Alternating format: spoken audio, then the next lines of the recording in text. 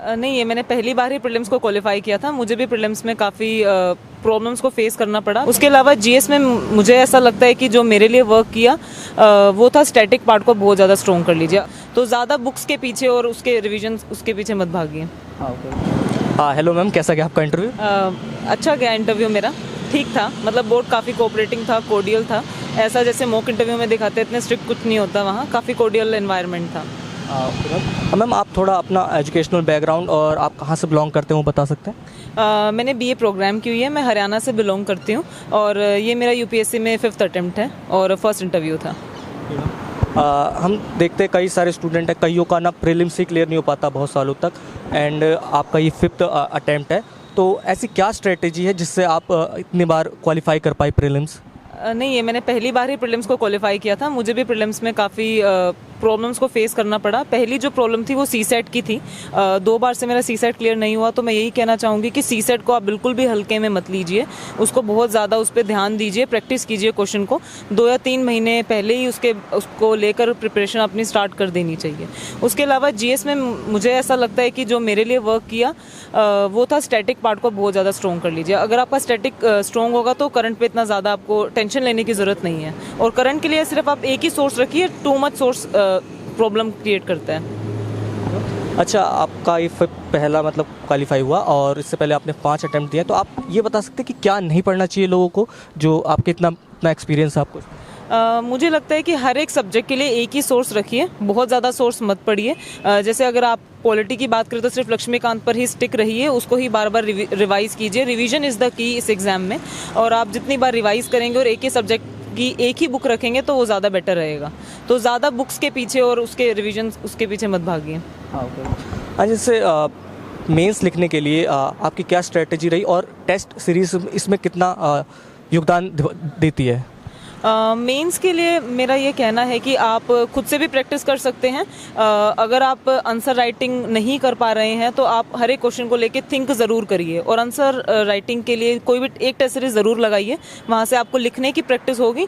हाँ, उनके मार्क्स पर इतना ज़्यादा फोकस करने की ज़रूरत नहीं है, डीमोटिवेट होने की कोई ज़रूरत नहीं है अगर टेस्ट सीरीज में मार्क्स कम आ रहे हैं तो, क्योंकि जो मेन यहाँ पे चीज़ है वो है प्रैक्टिस, जो कि टेस्ट सीरीज को ज्वाइन करने से काफ़ी अच्छी रहती है प्रैक्टिस। एंड जैसे कोचिंग इसमें कितना योगदान देती है, उसके बारे में बता सके कुछ? सेल्फ स्टडी से काफ़ी हो जाता है। कोचिंग का ज़्यादा तो योगदान नहीं है। आजकल यूट्यूब वगैरह पे और जो भी सोशल मीडिया, उससे आप सारे सोर्सेज या प्रिपरेशन के बारे में कर सकते हैं, तैयारी कर सकते हैं। तो सेल्फ स्टडी बहुत ज़्यादा मैटर करती है इस एग्ज़ाम में। एंड इस जर्नी में ना पेरेंट्स का बहुत ज़्यादा योगदान रहता है, तो आप उनके लिए कुछ कहना चाहेंगे? मेरे पेरेंट्स का हमेशा जो रोल रहा है, क्योंकि मुझे काफ़ी टाइम हो गया था प्रिपेयर करते हुए, तो मेरे जो पेरेंट्स हैं काफ़ी सपोर्ट रहा है उनका, बहुत ज़्यादा योगदान रहा है उनका मोरल सपोर्ट, फाइनेंशियल सपोर्ट हो। मेरे पेरेंट्स ने मुझे स्टार्टिंग से ही सपोर्ट किया, जिसकी वजह से मैं इतनी लंबी जर्नी तय भी कर पाई। तो उनका बहुत बड़ा रोल है मेरी लाइफ में। एंड आपका ऑप्शनल क्या था मैम? ऑप्शनल से कुछ क्वेश्चन थे वहाँ पे? ऑप्शनल से क्वेश्चन थे। PSIR मेरा ऑप्शनल है। डोकलाम इशू को लेके क्वेश्चंस थे काफ़ी, और चाइना इशू को लेके थे, बांग्लादेश इशू को लेके क्वेश्चंस थे। तो IR में जो भी नेबरिंग कंट्रीज है उस पर ज़्यादा फोकस था। एंड मैम, ओवरऑल इंटरव्यू जो था आपका वो किस पे फोकस था, डेप्थ पे या फिर? मेरा जो इंटरव्यू था वो डेफ फोकस्ड ही था।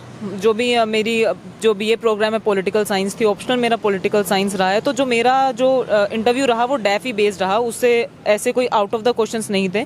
कुछ थे खा पंचायत वगैरह को लेकर, जो कि मैं हरियाणा से बिलोंग करती हूँ, तो वो भी डेफ के अकॉर्डिंग ही था।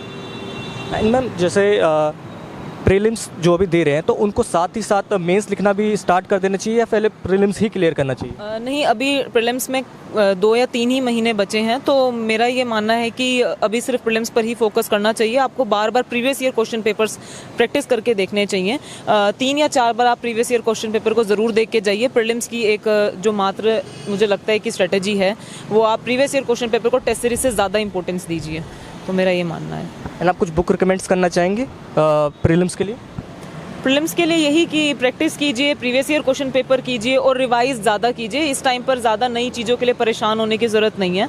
आप किसी अपने 3 सब्जेक्ट को अपना स्ट्रॉन्ग बना सकते हैं और उसमें प्रैक्टिस कर सकते हैं। जैसा आपने बताया प्रीवियस ईयर पेपर्स, तो वो कितने इंपॉर्टेंट है प्रीवियस ईयर पेपर एग्ज़ाम के लिए?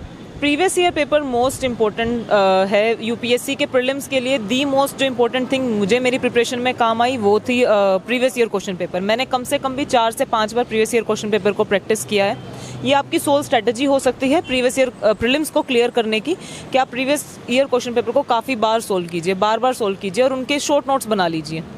एंड मैम आपका टाइम टेबल कैसा था? क्योंकि आप इतने लॉन्ग जर्नी से, तो टाइम टेबल इसमें बहुत ज़्यादा महत्वपूर्ण भूमिका निभाता है, तो उसके बारे में बता सकते हैं? मेरा टाइम टेबल 7 से 8 घंटे तक का ही रहता था पढ़ने। सुबह 8 बजे मैं मोस्टली उठती थी और उसके बाद 2-3 घंटे मैं 3 सिटिंग में अपने पूरे दिन को डिवाइड कर लेती थी। 2-3 घंटे एक सिटिंग में पढ़ती थी और इसी तरह से मेरी बाकी की 2 सिटिंग रहती थी। तो मेरा आप डिवाइड कर लीजिए अपनी सिटिंग को, ज़्यादा प्रेशर मत दीजिए। 4 से 5 घंटे अगर आप एक सिटिंग में बैठ रहे हैं तो बहुत ज़्यादा बर्डन हो जाता है, प्रोडक्टिविटी आपकी इतनी नहीं रहेगी। तो आप कोशिश कीजिए कि आप डिवाइड कर लीजिए अपनी उस सारी सिटिंग्स जो हैं उसको डिवाइड कर लीजिए और उसमें पढ़िए। एंड नोट्स मेकिंग के लिए आप कुछ टिप्स देना चाहेंगे कैसे? नोट्स मेकिंग मेरे लिए तो वर्क करा, हर किसी की अपनी स्ट्रैटेजी हो सकती है, पर नोट्स मेकिंग मुझे लगता है कि ज़रूरी है। वो आपको लास्ट टाइम के लिए जो भी अगर आप शॉर्ट नोट्स बना लेंगे तो उसमें काफ़ी हेल्प करेंगे। तो शॉर्ट नोट्स ज़रूर बना लीजिए, हर एक इंपॉर्टेंट टॉपिक के तो एटलीस्ट बना ही लीजिए। एंड मैम इस जर्नी में आपके मेंटोर्स कौन कौन रहे हैं, उनको मेंशन करना चाहेंगे? मेरे मेंटोर्स एक मोहन सर रहे हैं आईएएस बाबा के, जो काफ़ी उनका मानती हूँ मैं, उनकी वीडियोस मैंने काफ़ी देखी है। आईएएस बाबा से मेरा मोस्टली कोर्स रहा है। और उसके अलावा शुभ्रा रंजन मैम है जो काफ़ी अच्छे पीएसआईआर के लिए बहुत ज़्यादा अच्छे मेंटोर हैं जो कर सकती हैं। आई थिंक ये दोनों ही हैं मेरे।